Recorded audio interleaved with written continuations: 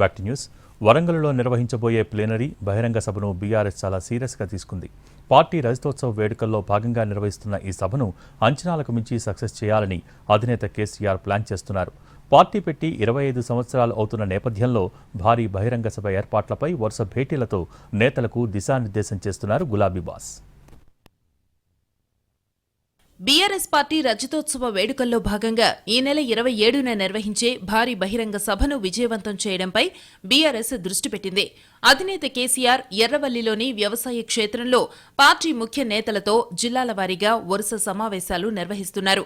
బహిరంగ సభకు జన సమీకరణపై నేతలకు దిశానిర్దేశం చేస్తున్నారు.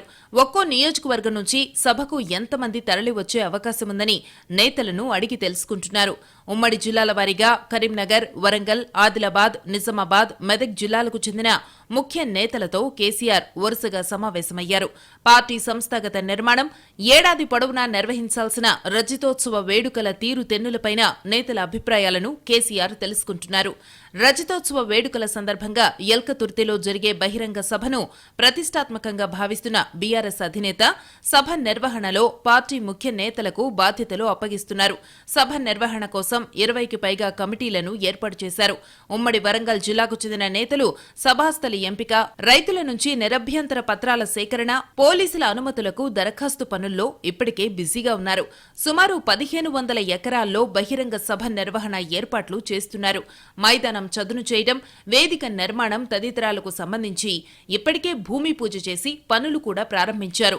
వరంగల్ సభను విజయవంతం చేసేందుకు జిల్లాల వారీగా సన్నాహక భేటీలకు శ్రీకారం చుట్టిన బీఆర్ఎస్ వర్కింగ్ ప్రెసిడెంట్ కేటీఆర్ ఇప్పటికే సూర్యాపేట, కరీంనగర్ జిల్లాల ముఖ్య నేతలతో సమావేశమయ్యారు.